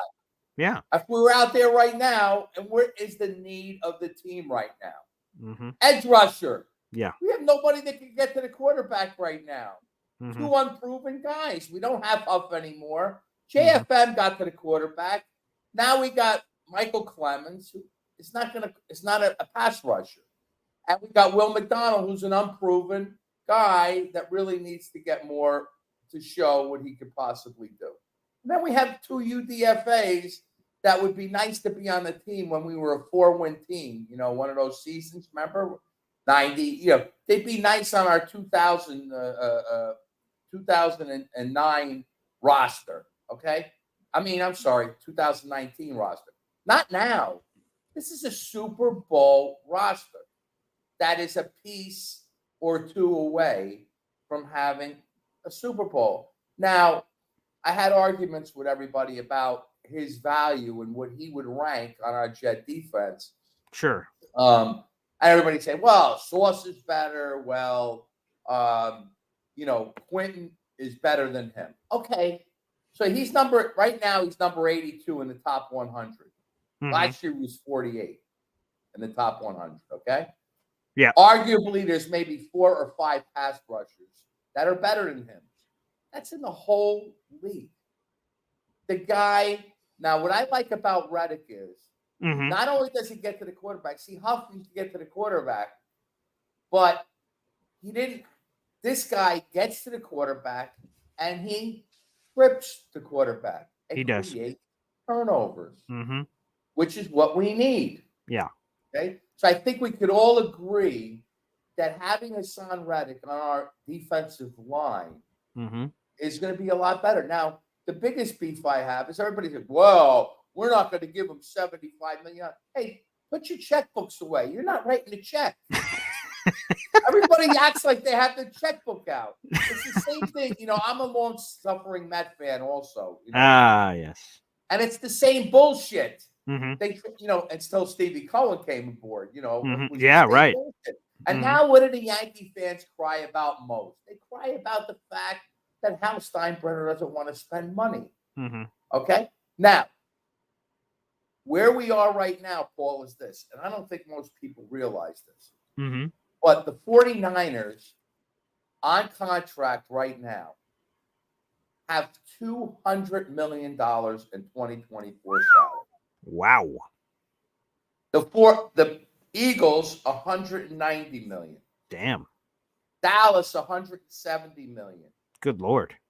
KC, $150 million. Damn. And, every team, Lions, 160, Green Bay, all the teams that are so-called contenders have that $150 to $200 million range. Sure. Yeah. Jets are at less than $100 million right now. Jeez. Okay. What are we talking about? And that was the same beef I had last year and the year before. So when a team is unwilling to spend money and wants to be Walmart shoppers, but disguise themselves as Neiman Marcus, I got a problem with that. Especially being a season ticket holder. Sure. The money we spend for this franchise. Okay. Now let's also look, Paul. Yeah. How much money do you think the Jets are making this year with all these prime time? Oh, they make boy. a lot of money. I can't even start to count. Yeah. Yeah. They're getting, when you make these primetime games, the franchise, Woody is taking in a lot of bread right now. Of course. Yeah. Uniform sales, season tickets. Aaron Rodgers. Yes. Yeah. Aaron Rodgers. Everybody wants to be a sponsor. Pouring money into the team. He's 81 years old? Yeah, let me see. How old is old Woody? He's 81, which he looks good for 81. Yeah, not too bad. When you're a billionaire. 77, actually. He's only 77. He is 77? Yeah, there you go. Nice. Well, he's running out of time. That's true. Like I'm running out of time. And your dad's you don't have much time left, Paul. Right. Got it. You got to win now.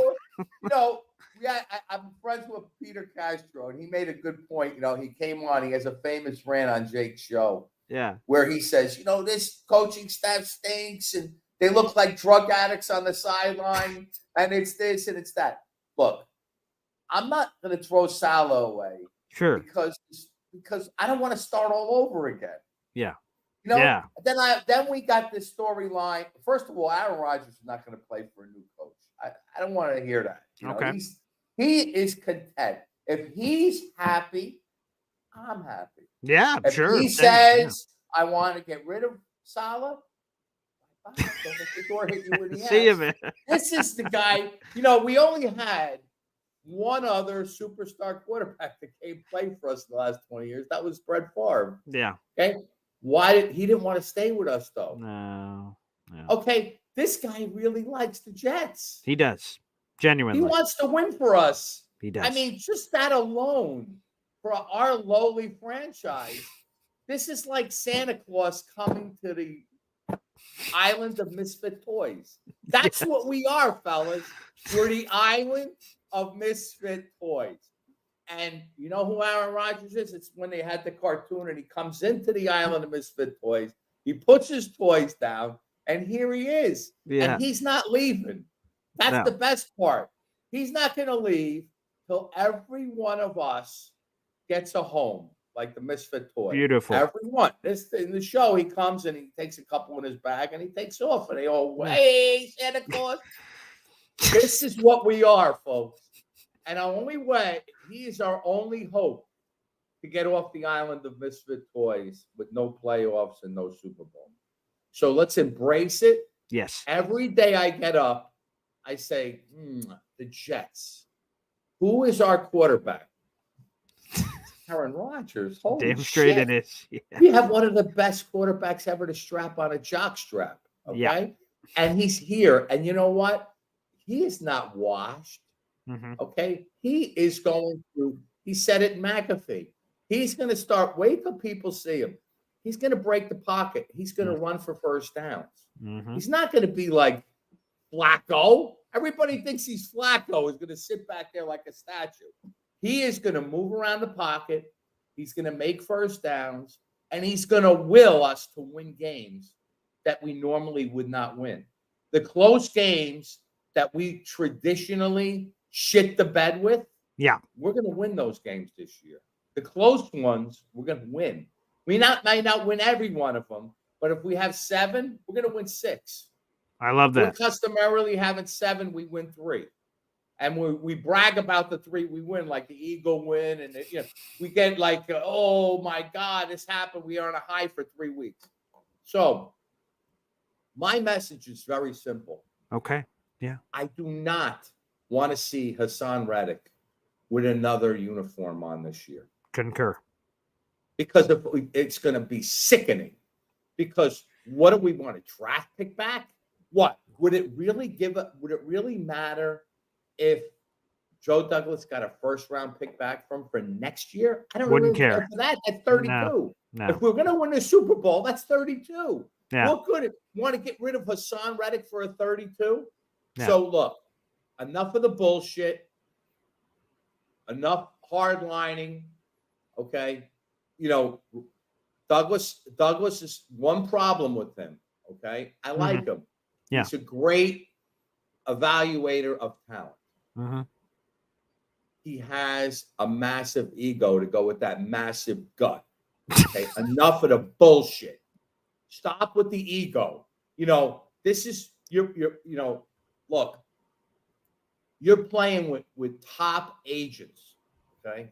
Mm-hmm. I've been in sales my whole life. Okay. I could talk rings around Joe Douglas. He's not in the category. These top agents, Paul, they know their shit. Okay. Mm-hmm. You're not going to start dancing around with Drew Rosenhaus and these guys. They know what you need. They study. This is what they do. Okay. So guess what? Tuck your fucking tail between your legs. Okay. I could talk like this because it's 8 in the morning. Everybody's asleep. That's right. Serving their kids pancakes. I don't think so anymore. Kamala Harris is giving her kids pancakes. So get in, mm-hmm.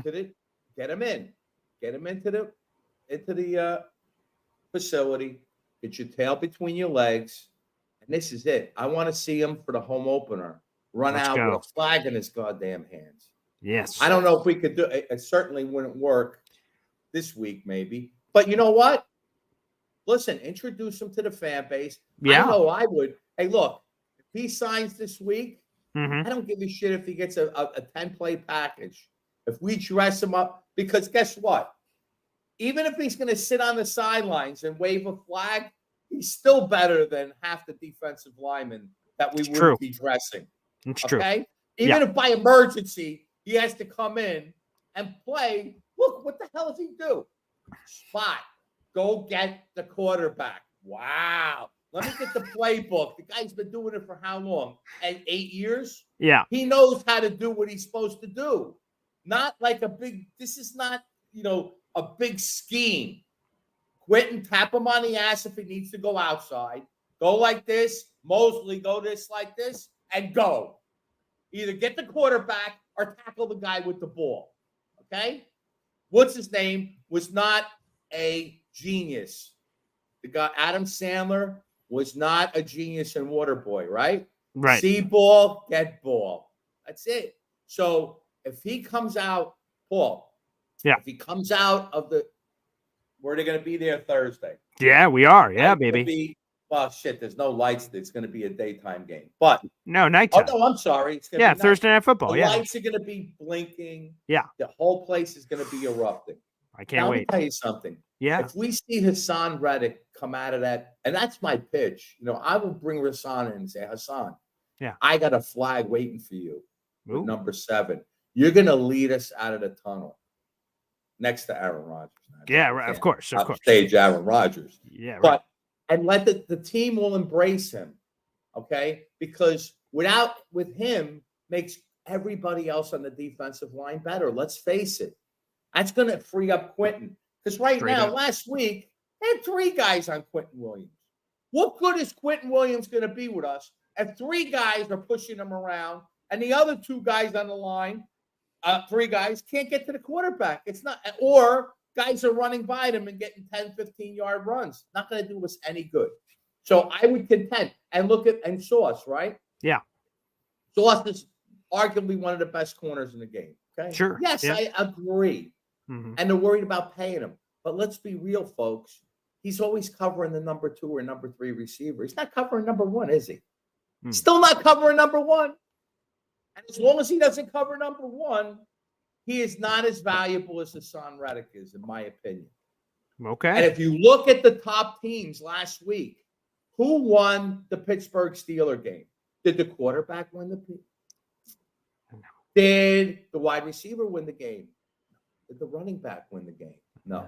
Who won the game, Paul? He's number 90. Yeah. TJ Watt. He was pretty good. Yeah.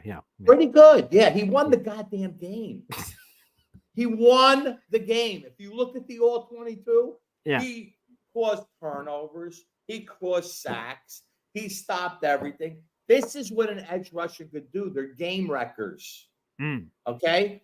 Mm-hmm. That's why every top team, it was in the playoffs last year, had a game wrecker edge rusher. Every one, except the Jets one. need one. I think there was one team that didn't have a game wrecking. Detroit had Hutchinson. Go through the list. Yeah. Only Green Bay. I don't know. Maybe Green Bay, they didn't have a monster edge rusher, but they had they actually went out and got one, I think. Who was their edge last year, the 2 edge rushers? Who? Rashawn Gary? Yeah. Oh, Rashawn Gary is really good. Yeah. He's really good. Yeah, he's a 10+ sack guy, isn't he? Yeah. He's a really good guy. So they have those guys. There you go. Do we have Rashawn Gary on our roster? Not that I'm aware of. Jermaine Johnson. But let me tell you something about Jermaine Johnson. Sure. Yeah. Okay. I've watched these guys for 58 years. He is made a big jump from last year, first year last year. Yeah. The jump he made is not a Pro Bowl jump. Right now, he's not a Pro Bowl edge. He's almost. He's a 2 on any other team. Okay. If you look at the Bengals, they have Hendrickson and Hubbard. Hendrickson's making $25 million. Hubbard makes 10. Mm-hmm. Jermaine Johnson's Hubbard. He's not Hendrickson. We agree? I don't know.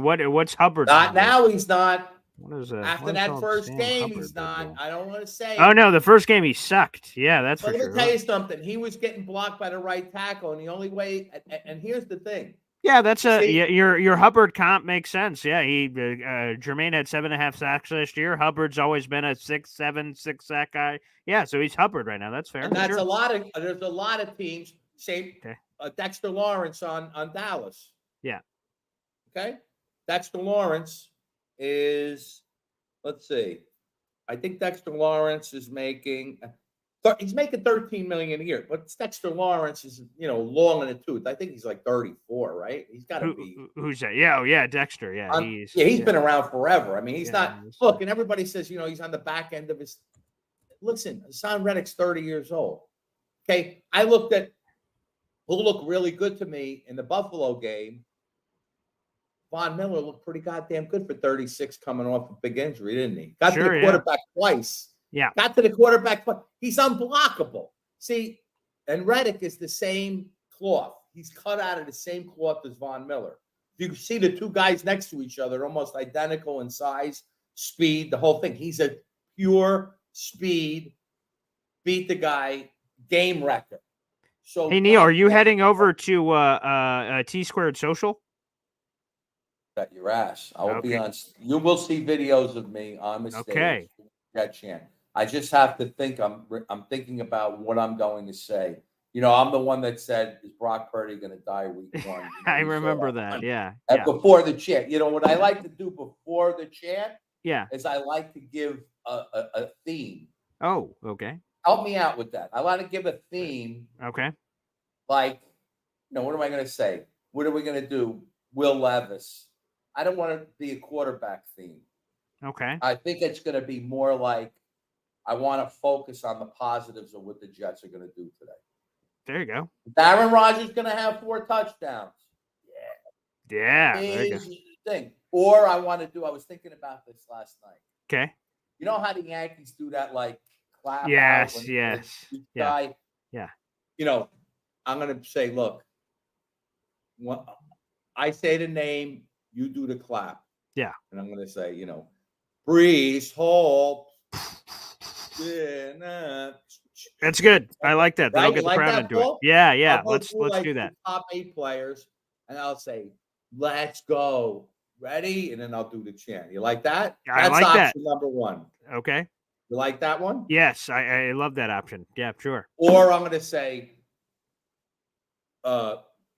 Breeze, and they go Hall. Oh, that's another good one. That's a lot of engagement. I give the first name, they give the last name. That one might be better. That one might be better. The more I think about it. Yeah, that other clapping thing is kind of baseball. So I like it. So yeah, Neil, that'd be great. Let's do it, baby. I love option number 2 and T Squared Social, Jake Aspen, all those guys are going to be out there. So kill it, baby.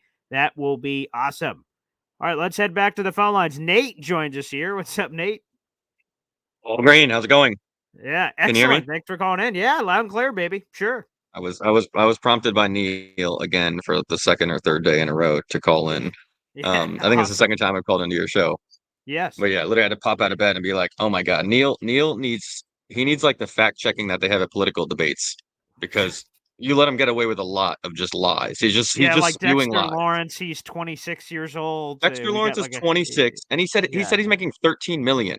He's making double that. Yeah. And he's 26 years old. He's one of the best in the league. Line number 1. Yeah. Jets are not at 100 million in cap. They're more than double that. They're paying more than San Francisco, even without Hassan Reddick, than San Francisco is for all of their contracts. Like, Neil, you have Google. Just internet it and then call in. Yeah, we Miles need the Garrett, PTI Nick segment Bosa, at the TJ end. Watt. Where we get those fact checking. Here's all the errors or things that we missed. I think we need one of those. No, yeah. It's crazy. It's just saying words. It's just saying words. Miles Garrett, Nick Bosa, TJ Watt, Max Crosby, Micah Parsons, all better. Hutchinson probably better. Could be at least 6. He's not top 5. He has to prove it. He's 30 years old, or he's about to be 30. End of the month. Yeah. He turns 30 That's at the end of accurately the month. correct. Correct. Yeah. That's accurately correct. He had 1 strip sack last year. 1 strip sack last year. Okay. All Not 7, not 6. Like 4 years ago, he had 7. 3 years ago, I think he had 6. He had 1 last year. All right, so we're going off what he had last year. He had his 11 sacks. 2.5 of them were against Max Mitchell, or he would have been under 10 sacks last year. And all right, I think that was my 5 fact checks, and that was just me. I appreciate the fact yeah, checks. Nate, can you sign a long-term deal to do forever fact checks after every Neil call here moving forward? We really appreciate that. I will for Neil. I mean, it's just like it's like politicians. Just if Neil calls in, just know he's lying to you. You know what I'm saying? Just like, you got to fact check yourself. If politicians say something to you, you kind of know they're just BSing it to get your vote. Where it's like everyone in the chat will be like, yeah, sounds good. We have 100 million and San Francisco has 200 mil. Well, let's pay Hassan $100 million. Like, but that's not what's going on. So I do believe he's a salesman because he's quite good at embellishing the situation. Not going to lie. Sure. All right. Yeah. That was a trip. Jets-wise today. Yeah, lay it on us. Now that we're done with the fact checking, I got 27-13, won by 2 touchdowns. Okay, nice. But I'll have my eyes on the D line. I'm actually kind of nervous about, like, we lost JFM, Woods, Jefferson, Huff, and right now it's all replaced with Javon Kinlaw. So it's like Michael Clemens has to be a dude right now. It's like we don't have Hassan Reddick, and most of us think we might not have Hassan Reddick walking in at all this year. So it's like these are the dudes on our line right now. I've been a big proponent of, like, go back and trade for JFM, give a 4th rounder, and he's making almost nothing on the Broncos. You heard it, Neil. We got $100 million in cap space. Trade for JFM. Give JFM an extra little bonus if he needs to. Whatever. I'm being facetious, but they might actually have to make a move. They might actually have to make a move on the defensive line, and then obviously they might have to. Yeah, for sure. My eyes, or more, unfortunately, my eyes will be on the coaching. If we lose today, the only reason the Jets lose to the Titans is if we are being outcoached. If our coaching is that's a bad sign. If a first year coach is outcoaching us, that is not good business, and especially those coordinators too. But that's the only way. Like, I don't see Aaron Rodgers throwing. It's not Zach Wilson. He's not going to have 3 interceptions or 3 turnovers. Right. The defense is not going to get run up and down the field on by Will Levis. Thomas Morstead and Greg Zuerlein aren't going to put us in positions to lose the game. If we lose the game, it's going to be because of Robert Saleh and our coaching staff, which is, like, actually really difficult to stomach due to the excitement that was going on this year. And if we're 0-2, it's all of a sudden, like, I know a lot of people say Allen's pretty dumb. Allen would be screaming. He's been saying it for months about Saleh. Like, we've been excited, but it's like he hasn't showed us anything. He hasn't showed me anything. I was at the Lions game last year, so or whenever that was, Zach Wilson, the 2 timeout game. Like, he has not shown us anything to be a good coach. He has in terms of the defensive coordinator. People say, oh, he makes the defense better and all that stuff. But it's like, it comes down to winning games. And again, I'm not on Allen's side yet because we can win 27-13. That's still my prediction today. I'm just saying, if we lose today, it's because of the coaching. It's the bottom line. I agree. It's because of the coaching. Because what else could it have been? I agree. I don't. The same way when people said, "Hey, Paul, what do you expect from Aaron Rodgers this year?" And I'm like, I've tried to talk to as many people in the know that would give an informed answer, and a lot of them shrugged their shoulders. But the one answer I knew that it wasn't. Maybe we don't know what it was, but the one I wasn't. There's no way to me that Aaron Rodgers is going to fall off this cliff and be this Peyton Manning 2015. I just didn't see it happening. And based off the first game back from it, like, for instance, look at Kirk Cousins in his first game back from the Achilles. You go, a lot of you are like, boy, that is not positive signs for the future. What Rodgers showed was positive signs. It was his first game back, full game in 20 months. I think it's only going to get better for Rodgers. That's what's incredibly encouraging to me. For sure. And he's not playing San Francisco every week. Like, exactly. we played a damn good team. We lost to a damn good team. I didn't think we looked like, obviously I have lots of question marks coming away from that game, which you don't want to have, but, like, going back to the coaching point, it was unfortunate watching the San Francisco game because they beat us in the most San Francisco way possible. It was that's what San Francisco does, and that's how they beat us. We made no adjustments, and again, it almost seemed like we weren't prepared. Like, they did what we wanted to do. They ran the ball for 5 to 7 yards at a time, left, right, up the middle. Like, we knew it was coming, massive chunks, massive holes, which led to play action. And, like, they didn't kill us in the passing game, but when you're running the ball that well, you're gonna have a fullback leak out for 20 yards down the sideline, and Kittle was killing us as always. It's always the tight ends, but, like, again, going back to coaching, it's like San Francisco beat us in a San Francisco way, and we just didn't seem prepared for that. I mean, I know they're a juggernaut in terms of what they do, but yeah, I mean, God forbid we lose the Titans, because we know what the Titans are. Like, they're battling to prove something to their fans, like we were 3 years ago. They're not a good football team. We should totally be able to handle this team if we're a good football team. And I want to see to your prediction that you predicted, 2-touchdown win. I predicted more than that, but still, either way, in any respect, that's what I want to see. I don't want to see a 28-25 victory. A victory is a victory, of course, but that wouldn't rev my engine heading into the home opener if the Jets barely squeak by Tennessee. To me, that would not look good for me. So yes, please, please, please, to the Lords above, let's flex our muscles and beat a team that we're far superior over. 100%. Paul, can I ask you a question? Since you're a football player, I've never strapped on a helmet in my life. I'm from the city. Yeah, so we're now in our 3rd season with this coach, with this defense, with this, we play a lot of cover 3 and mix cover, we confuse people with our zones, blah, blah, blah, blah. But we mostly rush 4 and play coverage and sometimes man on third down. We watch enough of it. We know what we do. Of course. Yeah. Is it in our third year to our benefit or not? It's kind of like I compared it to a pitcher and a hitter. Sometimes hitters have a great rookie season, second year, but then once they realize they can't hit the slider low and away, it's just like fourth season, all just right, so you know. there goes his career. Yeah, we've done 3 seasons. Fourth season, my apologies. Fourth. Yeah. No. Just wanted to. I wanted to give you the Neil. Neil. Preseason was Goss and all the guys of being a great D, but is there to a point? Do we need to make adjustments more because teams are able offensively to adjust to us after playing us, seeing us, studying us for 4 years? Do we have to make the adjustments, or is it in our benefit that?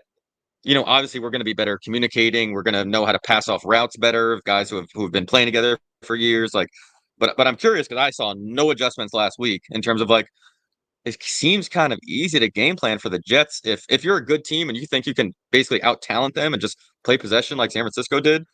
It seems like San Fran showed everyone the game plan to beat us, and I just want, like I said, I want to have a coach that's willing to make adjustments. Like every week with Rex Ryan, 09, 010, I thought we had the best defensive mind. I thought no matter who they had, he would drop the blitzes. He would do something this week where that team would have less than 10 points. Like I always thought they were going to have less than 10 points. It was a wild feeling. But the thing that bothers me is just that I don't like on this coaching staff is they seem either you can interpret this however you want, either stubborn or arrogant. Because there are things that an opponent does, an opposing offense does to them that they say, well, our principles. Like, again, I remember the Bills game where Stephon Diggs just kept lining up on the opposite side.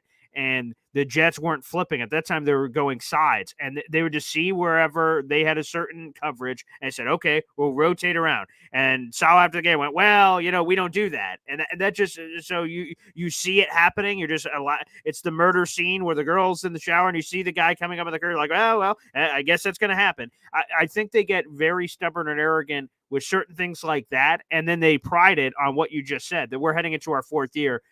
Our natural adjustments are better communication. The fact that the majority of all our starters are back. The only one I missed, so Huff, I guess, and he was a rotational guy. He wasn't even starting. So the majority of all the stars are in there. So there is that continuity that exists, which backs him up a little bit. But I do want to see more flexibility because you're so ingrained being in year 4. You should have more flexibility to be able to adapt stuff because everyone has the base. That's the most important part. And for me, it's a little difficult because in high school, I had a lot of different coaches. So to keep installing new bases on a year-to-year basis. So we didn't get a Bill Belichick, for lack of a better word, of a guy who's been there for 20 years. And he says, here's our fundamentals. Here's our foundation. I'm going to install this from day one. And then from there, we're going to build up. Every year we were establishing a new foundation. So we had to dump our old playbooks, new playbook, dump old playbook, get new playbook. So that was incredibly frustrating. So I haven't had the great experience of a Saleh of being in the same system for 3-4 years in of that benefit. But I'd imagine it'd be easier to have the adaptability because you have the trust and the foundation, which apparently we haven't seen. So that bothers me a little bit on the arrogance by the coaching staff sometimes where they just refuse to change. That part bothers me. Yeah, no, 100%. That's kind of all I had on the Jets today. Okay. I know I saw Alan said in the chat, look for a Kwanwu. I got the tight end in every one of my parlays too. I think that's how we're going to get killed as it is every single week. Mm-hmm. I think Paul, so. can I ask you before I leave? Can I ask you the question of the week? Go ahead, please. Yeah, let me hear it. Are you a basketball fan at all? Are you a basketball fan at all? Yes, I am. You're a Celtics fan. I know this. You're a Celtics fan. So you can answer this question without bias. Okay. Did Michael Jordan dunk on John Starks? He did not. Paul, enjoy the game. Nate, thanks for the call, brother. Appreciate you. All right, let me get a couple of things here. I see that we had a super chat from EZ, so let's play that every time I get a super chat. Wow. Easy says it. Thank you for the super chat. Easy. Gifted members need to join. Don't cheap out. Yeah, so for people that punch in your own ticket to be a supporter of the show, you could do that in the YouTube description down below. Join Boy Green Coffee Club by clicking here. You punch in your own ticket. But occasionally, we have people that are very generous with their finances, and they gift memberships, which means They pay real money for people to get memberships, but the people that receive it get a month for free to kind of test out the waters, support the show. And then at the end of the month, the YouTube overlords say, hey, do you want to keep being a Boy Green Coffee Club member? It'll be $2.99 starting next month. And then some people go, nah, I'm good. Boop. Punt, and they don't. So yeah, if you guys can retain, that will help support the show. So if you are gifted a membership, pay it forward and feel free to share the memberships with others. Or like I said, stay for longer than your free month. That'd be great too, to help support the show. So I really do appreciate it. And then real quick, on the Hassan Reddick thing, real quick, and then we'll sign off the show because we're approaching 2 hours here. I got to get to the diner, but this was from Adam Schefter this morning on the Hassan Reddick stuff. Reddick and the Jets still have been unable, this is from him fresh this morning. Reddick and the Jets still have been unable to bridge their differences, and a deal doesn't appear anywhere close to this time, sources told ESPN. Missing Sunday's game against the Titans means Reddick will forfeit the chance to earn roughly another $800,000, bringing his losses this season in fines, unearned salary, and bonus forfeiture to about $8 million. And here's what happens if Reddick just holds out the whole year. If Reddick holds out the whole year and misses the entire season, it will cost him approximately $21.75 million, broken down as follows: $14.25 lost in salary, $4.5 million in fines, $3 million in discretionary bonus forfeiture, which is the max amount that Reddick can lose in this holdout. You add up all that money together, beep boop bop, $21 million. So he's going to be losing money if he sits out. And going back to Neil's point, I'm 100% on the Neil train. I would rather die. I'd die on that third round pick than allow Reddick to play for any other team. Screw that. Not happening. I don't give a flying hoot if he just says, I'm going to keep holding out. Then hold out, sucker. We hold your rights until the end of time. So unless we do something, unless we trade you or release you from your rights, he can never play for another team unless he suits up for the Jets. So we have the rights. We have the control. Again, to Neil's point, I'd love for Reddick to show up.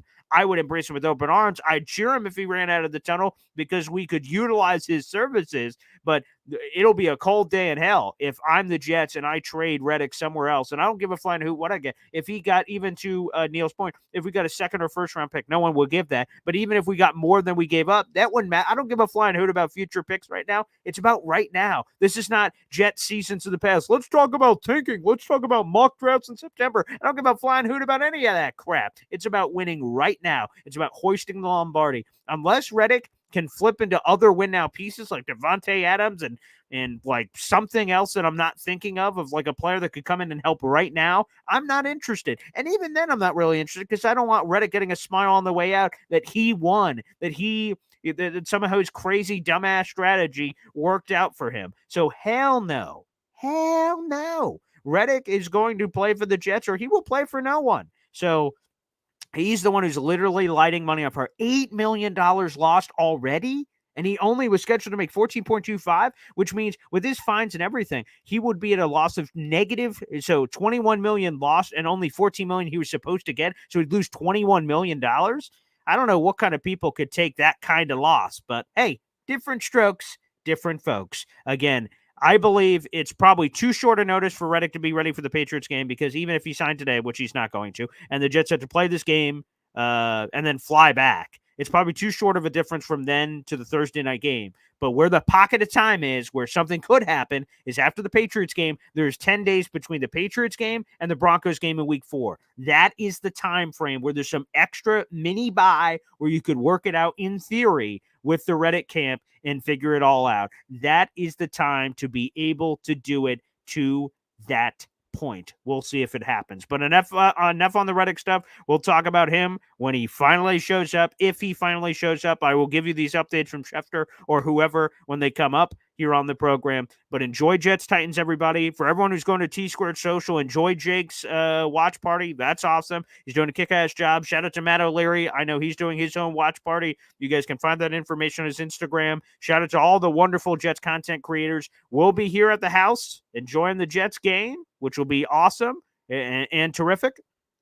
And then we'll be back on 2 hours after the final whistle. So our post-game show will be in the 6:30 range, somewhere in that ballpark of coming together, and I'm looking forward to it. But as we're wrapping this up, and yeah, damn straight, Richard Todd says he's not here. Who gives a flying hoot? Which is fine with me. We won't talk about him outside of these mini updates. He's not here. It is what it is. So until he's here, then we can break it down in more detail. Make sure you guys like the video, hit subscribe, and also down below, join the Boy Green Coffee Club. And for people who are saying, hey, I want to be on the Discord, to be on the Discord, you have to be a member to the Boy Green Coffee Club. That's a perk. The Discord is not just free to join. You have to be a part of the Boy Green Coffee Club, which is part of the YouTube membership group down below to join. That's one of the perks of getting it. Thanks, everybody, for tuning in. I got to run out to our weekly diner. Appreciate it. God bless, and we'll see you in a few hours. Go Jets. And again, my prediction, the Jets blow the barn doors off the Titans. Jets win 34-10 over the Tennessee Titans. Enjoy, everybody.